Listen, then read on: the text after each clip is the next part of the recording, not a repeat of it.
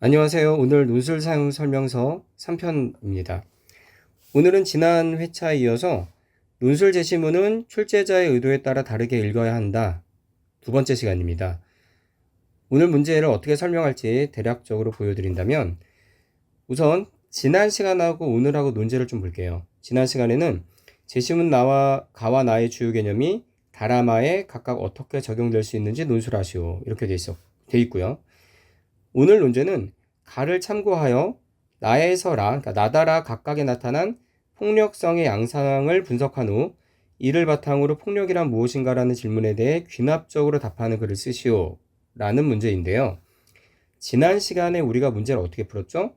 가하고 나에서 주요 개념을 찾아서 그 개념으로 다라마를 다시 재서술하는 방식으로 우리는 문제를 풀었죠. 이거를 뭐라 그랬죠? 적용 문제라고 했습니다. 적용 유형은 논술에서 굉장히 자주 나오는 유형 중에 하나인데요. 어떤 식으로 문제가 이루어져 있다고 했었죠? 개념과 대상으로 문제가 구성이 되어 있는데 개념을 가지고 대상을 설명하는 방식의 문제라고 했습니다. 간단하게 이렇게 설명을 할 수는 있는데 오늘 문제도 가만 보면 가를 참고하여 그러니까 나다라의 각각에 나타난 폭력성의 양상을 분석한 후라는 거는 가라는 거를 가지고 나의 폭력성이라는 게 나타나는데 이 폭력성을 가를 가지고 분석을 하라는 거죠. 그러면 지난 시간 문제를 푸는 것과 동일하게 풀어야 되나? 즉 오늘 설명하려고 하는 거는 논술을 가르치는 많은 학원에서 기계적인 어떤 방식으로 가르치는 경우가 굉장히 많아요. 그러니까 예를 들어서 어떤 공식이나 도식적인 어떤 구조를 만든 다음에 학생들한테 이 도식적인 구조나 공식의 집어는 다 해결돼 라는 식으로 강사가 가르치는 경우가 많은데 거의 사기라고 보면 됩니다. 그 문제에 맞는, 그러니까 그 공식과 도식적 구조에 맞는 문제를 가져와서 껴맞추기 식으로 수업을 하는데 배울 때는 편하죠. 그러나 그렇게 배워서는 전혀 응용력이 늘지 않고요. 실제 문제를 푸는 것도 굉장히 조악하게 풀립니다. 학생들이 워낙에 논술에 대한 지식이 없다 보니까 그런 강사 중에 유명해진 강사들도 있고 그래서 학생들은 잘 모를 뿐이지 실제로는 학생들의 그 재능을 굉장히 깎아먹는 강의죠. 오늘 설명하려고 하는 것은 논술을 그렇게 기계적으로 접근할 것이 아니라 출제자의 의도를 항상 고민하면서 읽으면 훨씬 더 문제가 잘 풀린다라는 걸 보여드리려고 하는 건데요. 자, 일단 볼게요. 어떻게 보면 되냐면요. 2회차 논제에 있는 내용을 우리는 일단은 문제풀이의 정석이라고 생각을 하고 이 문제풀이 방식으로 3회차 논제를 풀어볼 겁니다. 그리고 거기에서 뭔가 이상한 점을 발견해서 이 문제를 어떻게 풀어야 하는지에 대해서 다시 설명을 할 건데요. 문제의 구조는 다음과 같습니다. 가를 참고하여 나다라 각각에 나타난 폭력성의 양상을 분석한 후라고 했으니까 가에서 당연히 우리는 기존 풀이 방식으로 푼다고 했으니까 개념을 추출해서 이거를 단순하게 나와 이 나다라의 제시문의 내용을 설명을 해야 되죠. 그러니까 지금 무슨 얘기냐? 가를 가지고 나다라와 연결해서 나다라를 가의 언어로 다시 서술해야 됩니다. 자, 그렇게 문제를 풀었을 때 이런 방식으로 풀 수 있겠죠. 3페이지를 보시면 지난 시간에 풀었던 풀이 방식을 위에 제가 서술해 놨고요. 그 다음에 그 위의 방식으로 아래를 풀었을 때, 오늘 문제를 풀었을 때 어떻게 풀리는지에 대해서 아래에 배치해 놨는데요. 이걸 보시면 위에서는 가의 위에서 즉 2번 문제에서는 가에서 가와 나에서 적용 개념을 추출해요. 그래서 어떤 적용 개념이 나왔냐면 역할 갈등 해결법이 나오고 역할 갈등에 대한 얘기 나오고요. 일탈 행동이 나오고 일탈 행동 효과들이 나와서 그걸 가지고 다라는 어떤 석대와 관련된 우리들의 일그러진 영웅에 대해서 역할 갈등이 어떻게 나왔고 역할 갈등을 어떻게 해결하고 있고 일탈 행동이 어떻게 나왔고 일탈 행동이 어떻게 이 효과가 어떤 건지 설명하고 있는데 그런 방식으로 본다면 폭력의 정의는 이 가제심은 폭력의 정의에 대한 내용과 폭력의 방식에 대한 내용과 폭력의 대상에 대한 내용으로 구분할 수가 있습니다. 그래서 폭력의 사전적 정의는 남을 거칠고 사납게 제압할 때 쓰는 주먹이나 발 또는 몽둥이 따위의 수단이나 힘을 얘기하는 거고요. 폭력의 방식은 다양한 방식이 있을 수 있다라는 얘기를 하는 거고, 그 방식에는 물리적인 방법이 있을 수 있고 의도적인 어떤 무의식적인 어떤, 이게 방식이라고 얘기하기 좀 어렵지만 방식의 범주에 들어갈 수 있는 내용이 나오고요.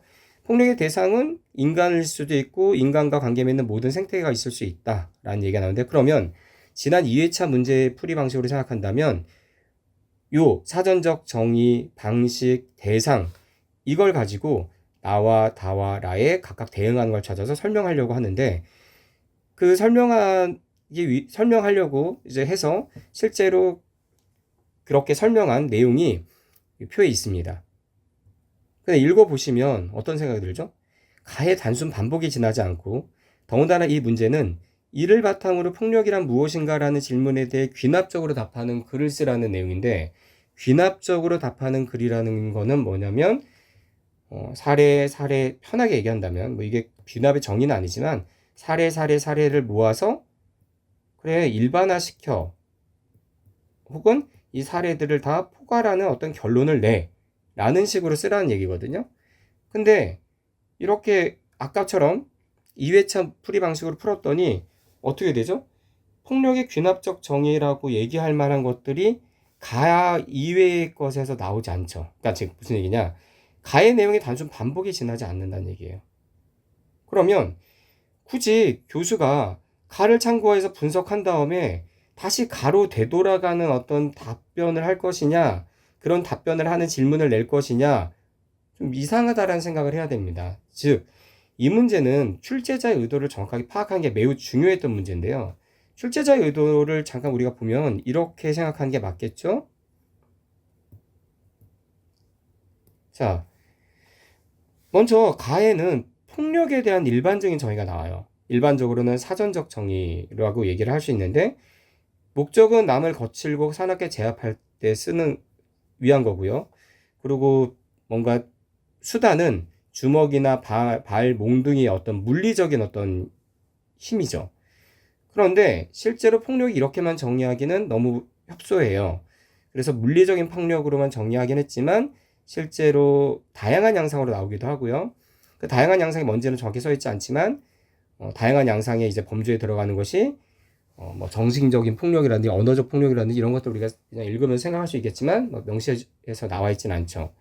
그리고 대상은 인간뿐만 아니라 인간과 관계를 맺는 모든 생태계를 포함하고 있고, 또 의도적이기도 하고 무의식적이기도 해요. 그러니까 폭력에 대한 일반적인 정의를 내려놓고 나하고 다하고 라는 다 어떤 거냐면 이 가의 내용에 포괄되지 않는, 혹은 가의 내용과 일부 겹치지만 가와는 또 다른 면에서 생각해 볼 수 있는 폭력에 대한 다양한 양상들을 분석을 해 놓은 다음에 이 가의 정의를 읽고 나서 나다라의 것까지 폭력이란 게 이런 거야 라고 정의를 깨달았는데, 폭력이란 어떤 개념을 알았는데, 이 개념을 가지고 폭력이란 건 결국 뭐냐면 타인에게 뭔가 자신의 어떤 의도대로 하려고 하는 그런 무의식적이고 의식적이고 물리적이고 비물리적인 어떤 양상들이 나다라에 어떻게 나와 있는지에 대한 구체적인 설명이 나온 다음에 나다라에서 이 기존에 우리가 가에서 가지고 있던 폭력의 개념을 확장하는 거죠. 가에서 제시한 내용을 확장한 다음에 너 이거 가나다라 다 읽어보니까 폭력에 대해서 제대로 알겠니? 진짜 폭력의 의미를 알게 되게끔 하는 그런 사고를 측정하고자 문제를 서술한 겁니다. 그래서 그 문제의 유형에 맞게끔, 문제의 의도죠, 정확히 말하면 유형이 아니라 의도에 맞게끔, 즉 출제자가 이 문제를 통해서 같은 유형으로 보이지만 서로 전혀 다른 답변의 어떤 도출을 요구하고 있는 거를 우리는 파악하는 게 필요하고요. 모든 논술 문제는 이렇게 출제자의 의도를 파악하는 게 매우 중요합니다. 그리고 이 출제자의 의도를 파악하는 것을 수업 시간에 설명해 주는 선생님이 좋은 선생님이고, 여러분들은 혼자서 공부하더라도 항상 그런 출제자의 의도라는 걸 생각하면서 문제를 푸는 것이 좋을 것입니다.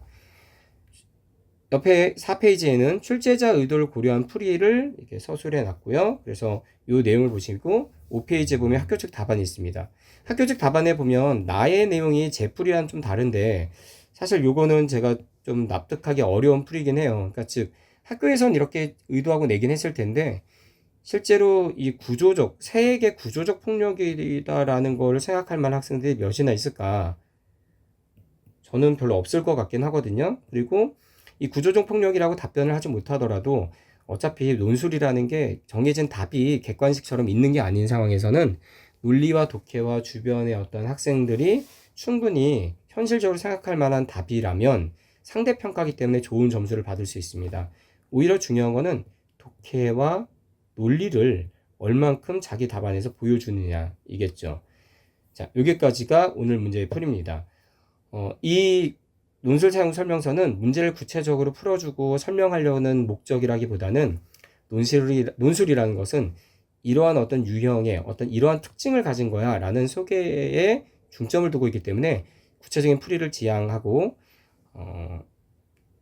실제 논술 문제를 논술이라는 어떤 전형을 이해할 수 있는 문제 중심으로 그 부분만을 꼭 집어서 설명하는 시간입니다. 많은 도움 되셨길 바라겠습니다. 감사합니다.